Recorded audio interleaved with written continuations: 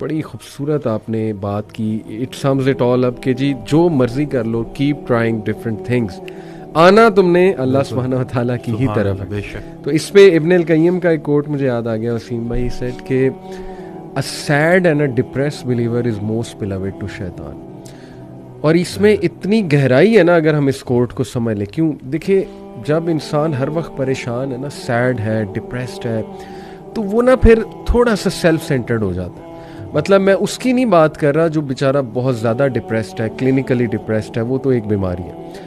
लेकिन जब आप बहुत ज़्यादा हर चीज़ को बारे में सेंसिटिव होके और हर वक्त परेशानी में रहेंगे ना, तो फिर दूसरों का ख्याल कहाँ आपको आएगा? आप गिवर कैसे बनेंगे? तो ही सेड के शैतान के लिए वो सबसे ज़्यादा बिलवेड है, क्योंकि शैतान उसको फिर मज़ीद मायूस करता है. खुद तो वो मायूस है, लेकिन ये कि वो उसको भी मायूस करता है, और फिर वो उसको गुनाह की तरफ भी ले जाता है, उसको लेजीनेस भी दिलवाता है. और जैसे आपने कहा, इबादत जो है वो बहुत ज़्यादा हिट होती हैं. तो देखें, at the end of the day वही जो आपने बात की कि भाई जहाँ मर्जी सर पैर मारते फिरो, एट द एंड तुमने आना इसी तरफ है. बेशक. और शैतान ना आपको अपने तक फोकस करता है कि बस मेरे अलावा दुनिया में कुछ है ही नहीं. आपकी परेशानी से ज्यादा बड़ी दूसरे की परेशानी है, यही तो समझना है. सुभान उन्हीं को तो वही ना कि अब अल्लाह ने तन्हा कर दिया है, तो अब तन्हाई ही आशनाई है. तन्हाई में अल्लाह को डिस्कवर करना है आपने, ठीक हो गया, उससे बॉन्ड स्ट्रॉन्ग करना है, और फिर जाके किसी की तन्हाई दूर करनी है. और एक दफा इसको ना अमल, इल्म की दुनिया से अमल की दुनिया में जाना है. ये जो अमल जब आप करना शुरू करते हो और फिर आप देखते हो कि भाई मैं तो जिन चीजों को ढूंढ रहा था वो तो देने में छुपी थी. यानी कि जो अगर कोई अगर बहुत अल्लाह ने उसको माल दिया हुआ है, तो वो उस वक्त तक चैन से नहीं बैठेगा जब तक वो अल्लाह की राह में उसको खर्च नहीं करेगा. सही बात. उसकी तो एंग्जाइटी इससे बढ़ेगी. बिल्कुल कि ये मेरे ऊपर इतने लोगों का जो है वो अल्लाह ने जो है ना वो हिस्सा भेज दिया. तो ये नहीं कि ना, तो बिल्कुल वो आपकी अप्रोच डिफरेंट हो जाती है. That is a positive kind of an anxiety, कि वो जो आपको फोर्स करेगी कुछ अच्छा अमल जो है. बिल्कुल. और जैसे ही आप करोगे यहाँ भी कामयाबी, और इंशाल्लाह आखिरत में भी कामयाबी इंशाल्लाह. अमेजिंग, माशाल्लाह.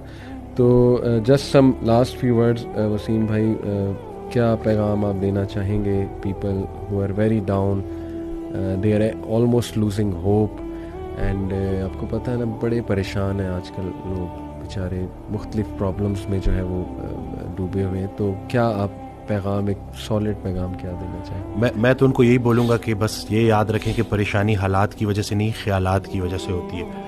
और उस इंसान को अल्लाह की बात समझ आ गई जिसने अपने घर को जन्नत बना दिया. क्या बात. तो आपने एक दूसरे को कबूल करना है. और अगर आपके इर्द गिर्द के लोग आपको ज़रा टफ टाइम दे रहे हैं ना, तो उसके ज़रिए अल्लाह ताला आपका सब्र बढ़ा रहा है, आपकी बर्दाश्त बढ़ा रहा है. तो उनको कबूल करें और उनसे बात करें. और ऐसे नहीं है कि आपने सारी इर्द गिर्द के रिश्तेदारों को मल्टीप्लाई बाय 0 कर दिया जी. और वो फिर मैं वही बात बोलूँगा कि जिसने लोगों को रिजेक्ट किया और सिर्फ खालिस तौहीद का दावा किया, वो शैतान भी था. उसने लोगों को रिजेक्ट कर दिया था, इंसानों को रिजेक्ट किया था. तो हमने जो है इर्द गिर्द जो अल्लाह ने हमें जो तकदीर जो हमारी मुकद्दर में हमारे वालिदैन रख दिए हैं, शादी से पहले आप किसी से भी निकाह कर सकते हो, लेकिन उसके बाद जब हो गया है तो अब वो आपके पास अपना घर छोड़ के आई है, वो पूरा अपना एक वतन छोड़ के आई है. बिल्कुल. वो अपनी पूरी एक जिंदगी छोड़ के आई है. तो इन चीज़ों को सोचा करें. वही कि जब आप सामने बीवी है तो मैं जो है वो बीवी है, और उसके हिसाब से सोचें. इसी तरह से बच्चों को लेके शफीक हो जाएं. इसी तरह से अगर आप बेटा है, बेटी हैं, तो अपने वालिदैन के लिए आप बहुत ज़्यादा उनकी खिदमत करें, और उनकी बात समझ आए कि ना आए, मान लेने में ही आफियत है. ठीक है.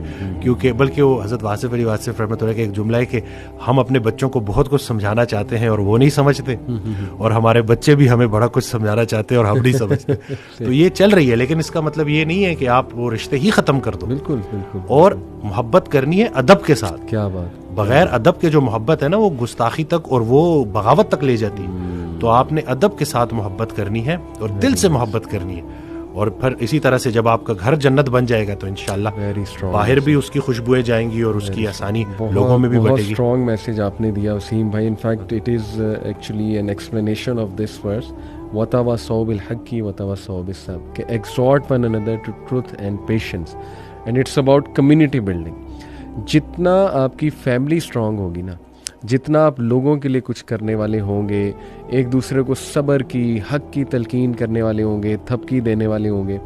आप देखें ना वसीम भाई, पुराने जो लोग हैं, यानी आज से 100 साल 50 साल पहले चले जाएं, they had lots of problems in their life but yet they were happy. Why? कबीलों में रहते थे, क्लोज टुगेदर रहते थे, they were well bonded, they used to meet each other, they used to sit with each other, एक दूसरे का हाल चाल पूछते थे।